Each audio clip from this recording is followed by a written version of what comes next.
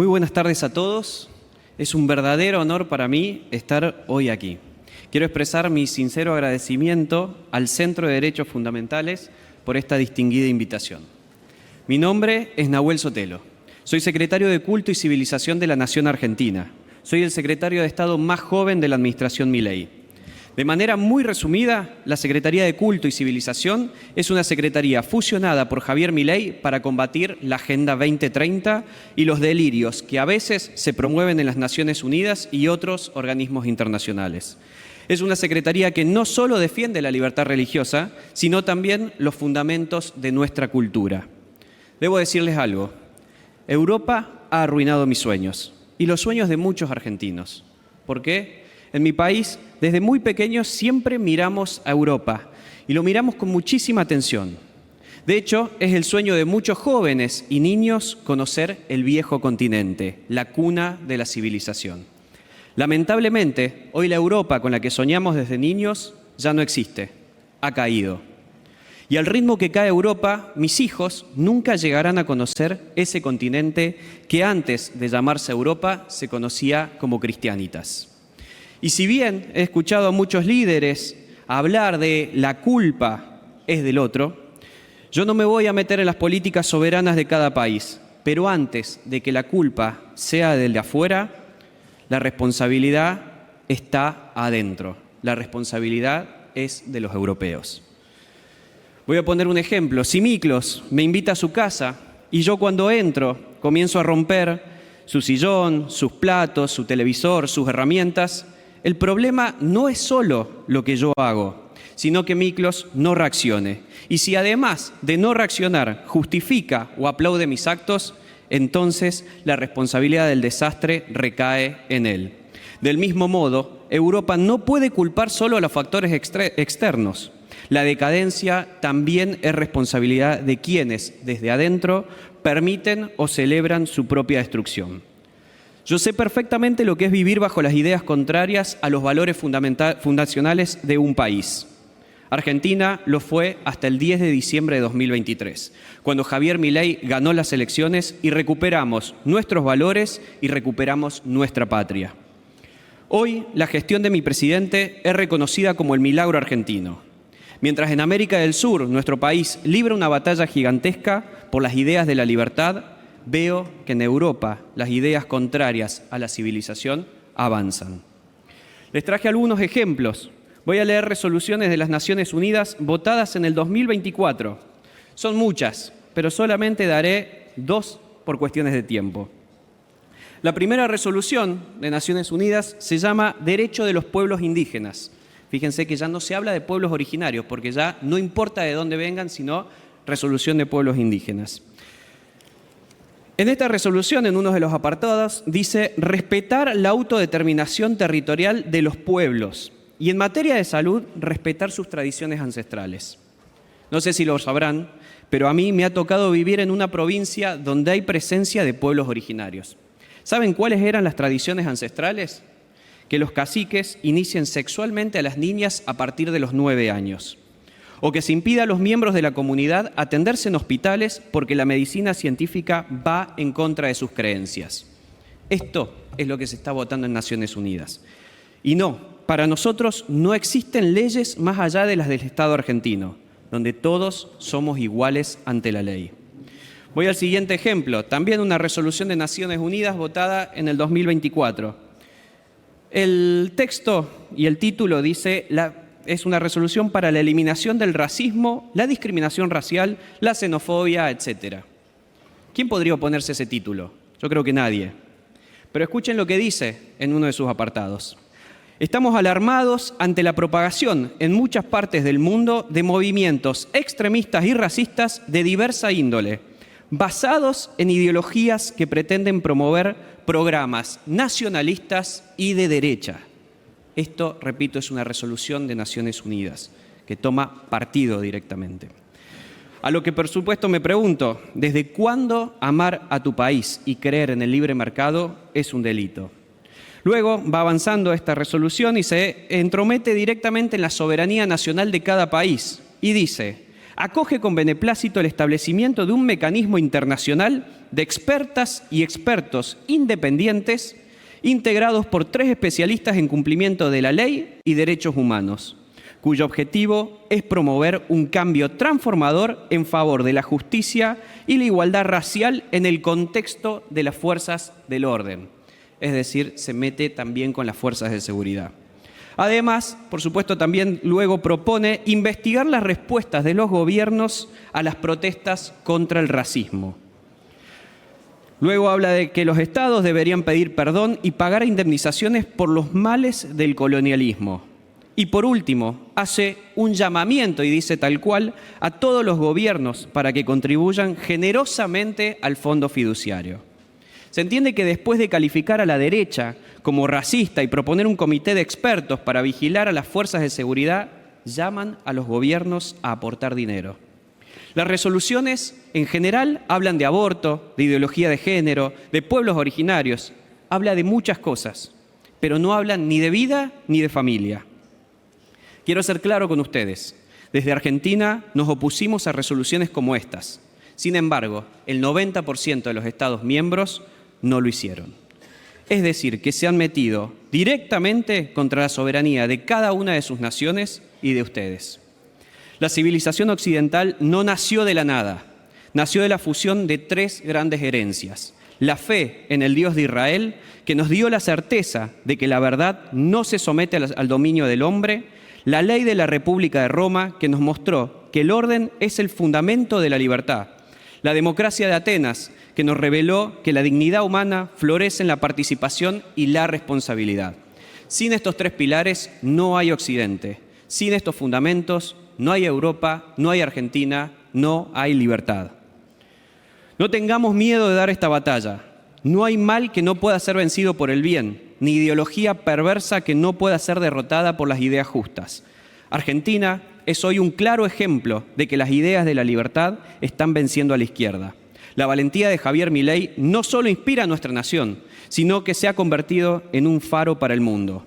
Bajo su liderazgo, nuestro país ha retomado la defensa firme de los 3 principios fundacionales de Occidente: Dios, patria y familia. Esta visión nos impulsa a construir una nación que protege la vida, garantiza la libertad y respeta la propiedad privada. Pero como dice esa famosa frase que se le atribuye a Thomas Jefferson, el precio de la libertad es su eterna vigilancia.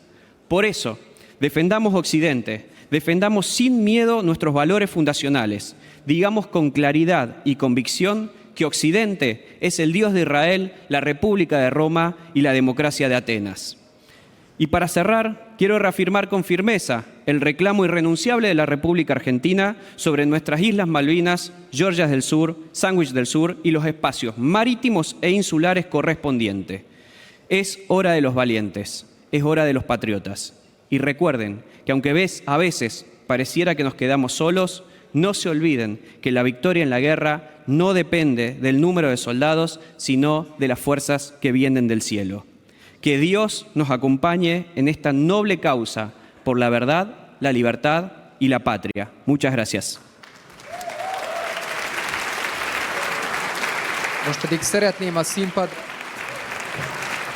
Most pedig szeretném a színpadra szólítani Maria Fernanda Cabalt, a Democratic Center szenátorát Kolumbiából, Gustavo Leitét, paraguayi szenátort és a beszélgetés moderátorát, Farkas Vajkot, az Alapjogokért Központ madridi irodavezetőjét.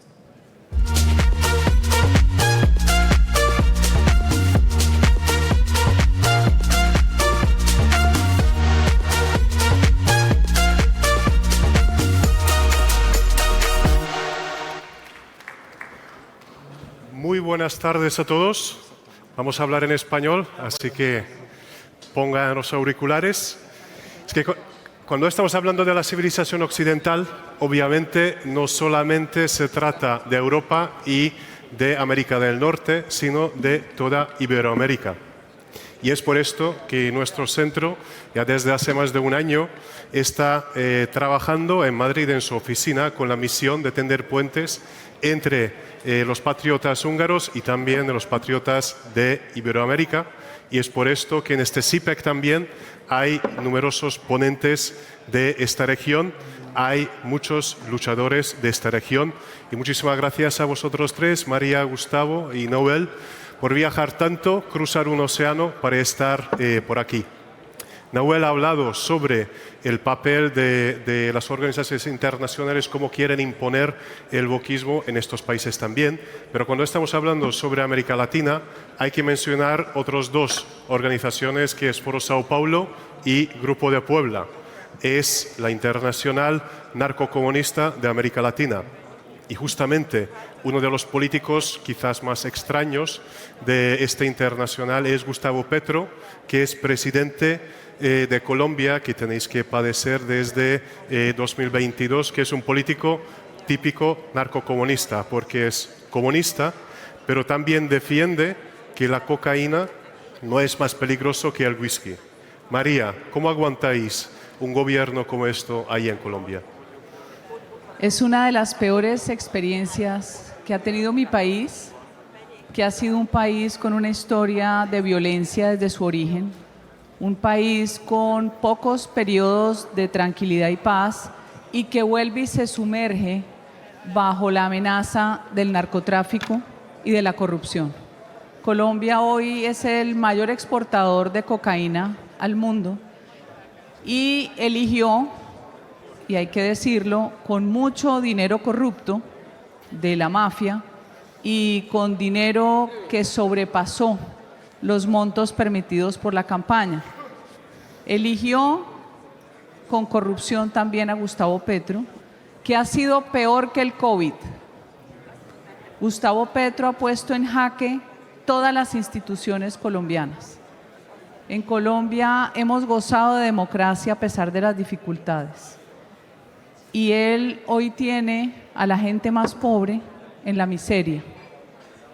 Como se copia todas las ideologías woke, compra la agenda verde. Colombia es un país que tiene petróleo, gas y carbón y ha decidido no explorar ni explotar porque el cambio climático va a matar a la especie humana, pero vive montado en un avión contaminando el medio ambiente. Gustavo Petro nos tiene pagando el gas licuado propano, que es con lo que cocina la mayoría de las personas y las personas de escasos recursos en Colombia, al triple del valor, cuando era el energético de mayor legitimidad social y lo tenemos como recursos naturales. Ha acabado con la empresa más importante exportadora de petróleo, Ecopetrol. Estamos ahora importando muchos productos que antes nosotros exportábamos y la balanza comercial internacional es cada vez más deficitaria. Con Gustavo Petro hay 800 grupos criminales en Colombia, en 600 municipios disputándose territorios con narcotráfico y minería ilegal. El terrorismo es pan de cada día al lado de las grandes ciudades. La coca se dejó de erradicar porque la historia y la narrativa romántica es que el campesino cocalero no tiene de qué vivir, o sea que le promete compra de la producción de coca, pero no se la compra al que produce otro tipo de cultivos y que los pierde. Al fin de cuentas es una narrativa muy peligrosa, es un presidente con una personalidad disfuncional, distorsionada. Yo he presentado una proposición para que se le obligue a hacerse un examen psiquiátrico y toxicológico porque no lo tenemos en la legislación. Y al final de cuentas estamos pasando por una de las experiencias más críticas para sostener la democracia en Colombia. Tiene mesas de negociación con todos los grupos ilegales en todo el país. Al ejército lo tiene replegado, disminuido, igual a la policía, y el desplazamiento de las poblaciones rurales por la violencia es pan de cada día. Tenemos que superar esta etapa porque el pueblo colombiano es superior a Petro. El pueblo colombiano no es Petro, que ha puesto en jaque la soberanía del país además. Decidió pelear con Israel, que es el Estado que nos apoya en la lucha contra el terrorismo, y decidió pelear con Trump para alinearse con el eje del mal. Esta es una lucha que, como ustedes saben, es espiritual, se traduce en lo material y la damos los patriotas.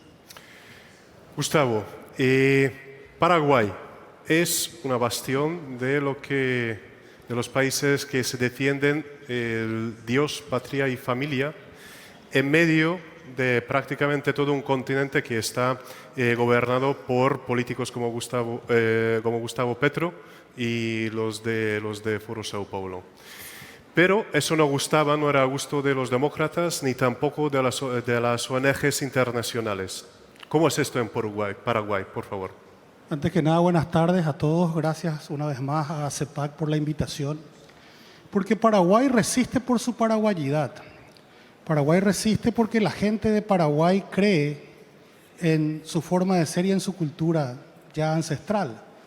En Paraguay, las enseñanzas de la Unión Europea sobre el progresismo o sobre la ideología de género no hacen mella, molestan, claro, violan la ley, violan la Constitución sistemáticamente, las ONGs tratando de instalar estos procesos.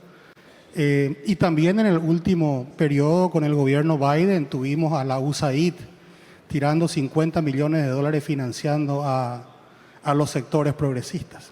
Entonces, el mérito es del pueblo paraguayo. Y yo me quería referir porque hoy en este magnífico encuentro conocí a personas extraordinarias y conocí a Shea Bradley Farrell. Y me llamó la atención una frase de su libro, le pedí permiso para parafrasearla, dice: la Comisión Europea actúa menos como fuerza unificadora y guardiana de los tratados de la UE que como cabecilla de la ideología progresista y debe utilizar procesos no democráticos para lograr su objetivo. Es exactamente la denuncia que hice hoy en el Ministerio de Relaciones Exteriores de Hungría con la secretaria Ilés. Nosotros queremos que Europa sepa que con la plata de ustedes se está tratando de desestabilizar a un país serio, a un país que ama a Dios, a un país que ama a la familia. Y no vamos a parar. El año pasado hemos pasado la ley para controlar y transparentar los gastos de todas las organizaciones sin fines de lucro que operan en política. Un escándalo, llantos, rechinar de dientes. Y cuando le decíamos, pues si lo único que le pedimos es transparencia, lo único que ustedes le piden a los políticos. Hasta ahora no hemos logrado que se reglamente, pero estamos trabajando. Este año hemos pasado la primera presentación de la fusión de 3 ministerios, el Ministerio de la Niñez, el Ministerio de la Juventud y el Ministerio de la Mujer en un gran Ministerio de la Familia.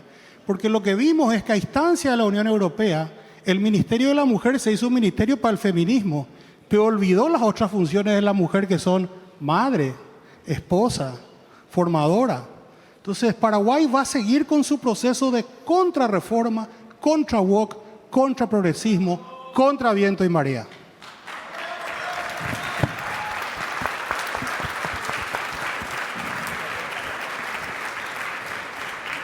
Nahuel, la victoria de Javier Milei ha sido un terremoto en todo el continente americano y después de un año de su gobierno vemos muy buenos resultados económicos, que en el caso de Argentina es muy importante, pero tampoco se olvida de la batalla cultural, no solamente en las organizaciones internacionales, pero en casa tampoco, si no me equivoco. No, tal cual. Para nosotros, teniendo ejemplos de países cercanos que gozaban de una muy buena economía, pero que no le habían prestado atención a lo cultural, vemos que por más que la economía se arregle, como está pasando en Argentina, si no le empezás a poner el foco a lo cultural, a las universidades, a los colegios, a los sindicatos, a los medios de comunicación, si uno no le pone el foco y trabaja para que el mensaje de la presidencia llegue a la sociedad, por supuesto que no hay economía que aguante. Porque cuando nosotros hablamos desde lo racional, pero cuando la izquierda habla desde los sentimientos. Entonces nosotros entendimos eso. También hemos seguido el caso ejemplo, como lo es Hungría. Entendimos que no solamente hace falta arreglar la economía, sino que también prestarle atención a los sentimientos, pero también a lo cultural. Argentina es un país donde nació el Che Guevara y hace 3 años atrás, si uno iba a una universidad o a un colegio secundario, se encontraba con una gorrita del Che, con la cara del Che Guevara, con frases del Che. Sin embargo, hoy vas a un colegio secundario, vas a una universidad y es mucho más fácil ver un león que representa a Milei, la peluca del presidente Milei o incluso escritos Milei 2027 ya. Eso es el triunfo de la batalla cultural. Hoy en Argentina vos preguntás sobre el mal que le hace el Estado a la libertad de los individuos y los chicos te lo saben contestar. Porque nunca dejamos, de hecho, el presidente nunca dejó de enseñar. Yo era uno de los chicos que iba a escucharlo hablar al presidente de economía y aprendía. Hace 2 días apenas el presidente juntó a todo el bloque de diputados de la Nación y les empezó a dar clases de economía. Eso es lo que hace el presidente Milei, hace docencia, hace batalla cultural y por supuesto hoy la Argentina tiene una batalla económica que la está ganando. 3 preguntas muy rápidas. María, después de Argentina, vamos a ver en América Latina más gobiernos de libertad, más gobiernos patriotas, más gobiernos de sentido común, como por ejemplo en Colombia. ¿Puede esto ocurrir en breve? El experimento socialista que se reprodujo desde los años 20, Europa y después América Latina, después posteriormente volvió y se recicló con el socialismo del siglo XXI, que es un disfraz, porque el socialismo es una enfermedad que cambia de colores para seguir engañando incautos. Lo que vimos con Javier Milei es que logró arrebatarle la juventud al progresismo, que les dijo a estos muchachos, si siguen votando por falsas promesas, van a perder el país. Lo único que les va a quedar de oportunidad de vida es el exilio. Milei logró estrechar el camino para hacernos más fácil la reconquista de la libertad en América Latina. Milei nos ha demostrado que el valor civil y el amor de patria son esenciales para la transformación de nuestros países. Y vendrá Chile, donde el experimento socialista arruinó su sociedad y va a ganar la derecha. Y vendrá Perú, y vendrá Colombia, y yo aspiro, voy a ser la primera mujer presidente de Colombia. Y vendrán muchos más. Muchos más. Gustavo, Marco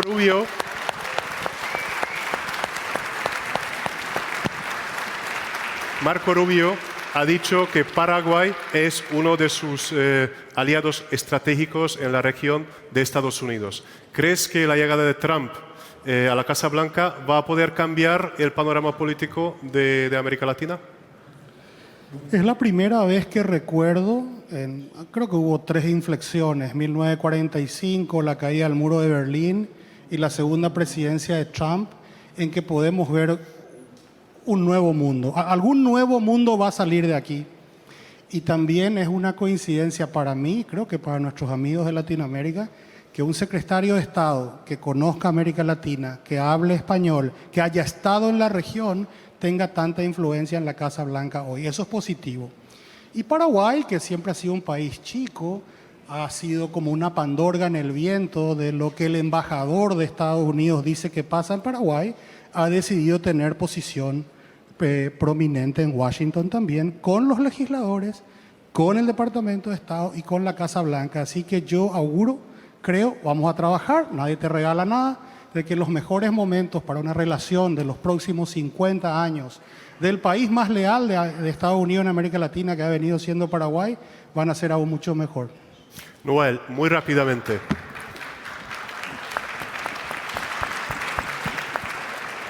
Milei y el gobierno de Milei es un faro para toda América Latina. ¿Crees que esto va a conllevar un gran giro en el panorama político del continente? Sí, por supuesto. Yo creo incluso que Javier Milei es un faro y el gobierno es un faro para el mundo. Justamente cuando el año pasado en soledad la Argentina daba las batallas de estas resoluciones que yo contaba, los diarios titulaban Argentina vota en soledad.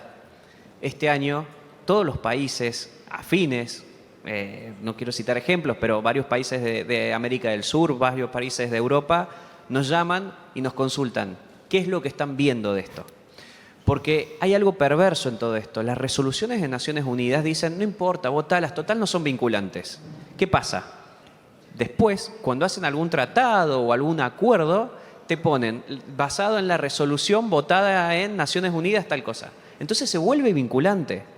Por eso que Javier Milei el año pasado, el primer año de su gobierno, haya dado esta batalla en los organismos internacionales, yo creo sin dudas que ha marcado y se ha convertido en un faro para el mundo. Pues muchísimas gracias a nuestros ponentes, a por más gobiernos patriotas y de libertad en América Latina. Muchísimas gracias. Buenas tardes.